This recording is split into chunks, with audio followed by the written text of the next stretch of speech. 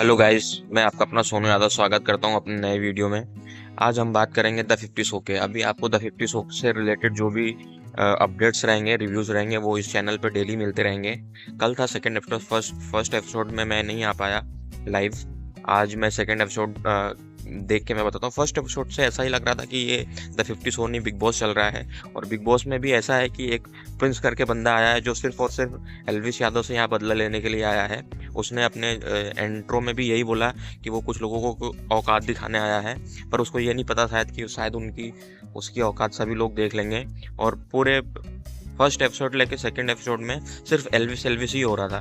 पूरा the 50 show ऐसा लग रहा है एल्विस वर्सेस प्रिंस हो गया है। और उसमें भी क्या है कि एल्विस कुछ बोल नहीं रहा है और प्रिंस चुप नहीं हो रहा है। प्रिंस को करने के लिए और कुछ नहीं है, प्रिंस एकदम ऑब्सेस्ड दिख रहा है एल्विस यादव से। उनको करने के लिए और कुछ भी नहीं है, सिर्फ और सिर्फ एल्विस का नाम लेने के अलावा उनके पास मेरे को नहीं लग रहा कि कोई काम बचा हुआ है।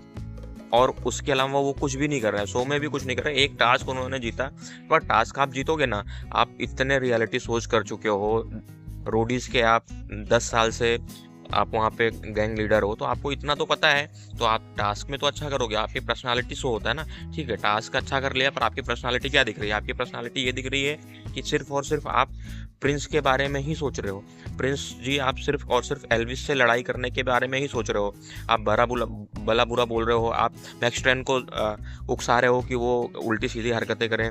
एक तो ये दिखा, दूसरा कल ये दिखा कि मैक्स ट्रेन भी, मतलब ऐसा नहीं लगता कि एल्विस ने गलत किया उसको मार के, ऐसा लगता है कि सही किया। ऐसे लड़कों को पढ़नी ही चाहिए। कहीं से कहीं तक ऐसा नहीं लग रहा था कि वो बंदा कोई सही आदमी है, वो लग ही रहा था चूतिया आदमी। तो उसको तो पढ़नी ही चाहिए, सॉरी ऐसे वर्ड्स के लिए। पर उनकी हरकतें ऐसी ही थी, तो उनको तो मार खाना ही था। और फिर हम बात करते हैं रजत दलाल की। कल एक और फाइट हुई। जो जो छोटे मोटे गेम्स हो रहे हैं सर, गेम्स में तो देखो भाई, कुछ बहुत ज़्यादा मज़ा आएगा नहीं, बचकानी गेम्स ही रहेंगे। अब वो कैलोरी बर्न करने का गेम हो रहा था, उसमें क्या मैं आपको बोलूँ, क्या बेवकूफ़ता हो रही थी। वो तो ठीक है, यही होगा। और मेजर तो जो होगा ना, ये कंटेंट यही होगी, लड़ाई झगड़े वही हो रहा था। और कल हुआ भी यही। अब वो दिग्विजय राठी ने सिर्फ क्या है बोल दिया था कि पागल टीम, क्योंकि वो लोग ऐसा खेल रहे, तो हंसी मजाक में दिग्विजय ने बोल दिया।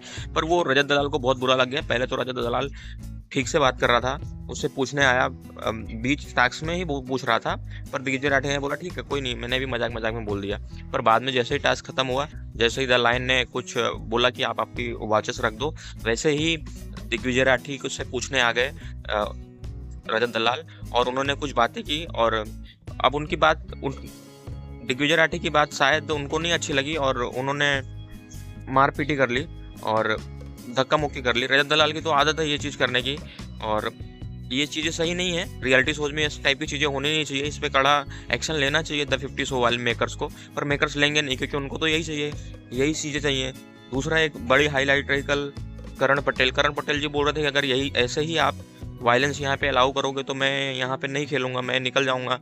तो करण पटेल जी को बोलना पड़ेगा कि भाई, ऐसे सोच में, रियलिटी सोच में यही चीज़ें होती हैं। आपको आने से पहले सोचना चाहिए था, आने के बाद आपको ये सोचने की जरूरत नहीं है कि यहाँ पे क्या हो रहा है। तो ये चीज़ों का ध्यान रखना पड़ेगा। करण पटेल जी, पहले भी उनका मैंने एक इंटरव्यू सुना था कि उन्होंने बोला था कि वो बिग बॉस जैसा शो कभी नहीं करेंगे, क्योंकि वहाँ जाके क्या होता है कि लोग मारपीट करते हैं, कोई भी वहाँ से उठ के चला आता है, सब्जी वाला उठ के चला आता है। पर मैं एक बात पूछना चाहूँगा करण पटेल से, अगर लोग आपको नहीं देखते, सब्जी बेचने वाला या कोई और आपको कभी चांस नहीं देता, तो आप भी आज वो एक नॉर्मल इंसान होते। मतलब आपको नॉर्मल इंसान से बहुत प्रॉब्लम है। आपकी बात सुन के तो यही लगता है कि पब्लिक से आपको बहुत प्रॉब्लम है।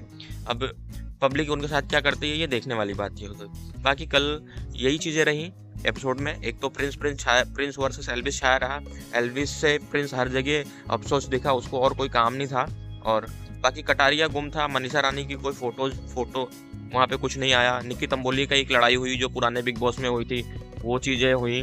और वो भी, उस पर भी विस्तार से बात करने जैसा कुछ है नहीं। और निक्की तंबोली भी आपको पता ही है कि वो कैसी है, तो वो तो रुकने वाली है नहीं। बाकी चाहत भी कल बहुत सारी चीज़ें कर रही थी, बहुत हरकतें कर रही थी। लग तो रहा था कि वो भी बिग बॉस ही खेल रही है, जो बिग बॉस में नहीं कर पाई वो यहाँ पे करने आई है वो। तो इस टाइप की चीज़ें हो रही थी। बाकी गाइस आप बताओ आपको कैसा लग रहा है शो। बाकी अपडेट्स आपको मिलती रहेंगी। अभी छोटे रिव्यूज़ कर रहे हैं, थोड़ा मज़ा आने दीजिए, फिर बड़े रिव्यूज़ डालेंगे। मिलते हैं कल नई अपडेट के साथ। स्वस्थ रहें, मस्त रहें, जय हिंद। मिलते हैं कल।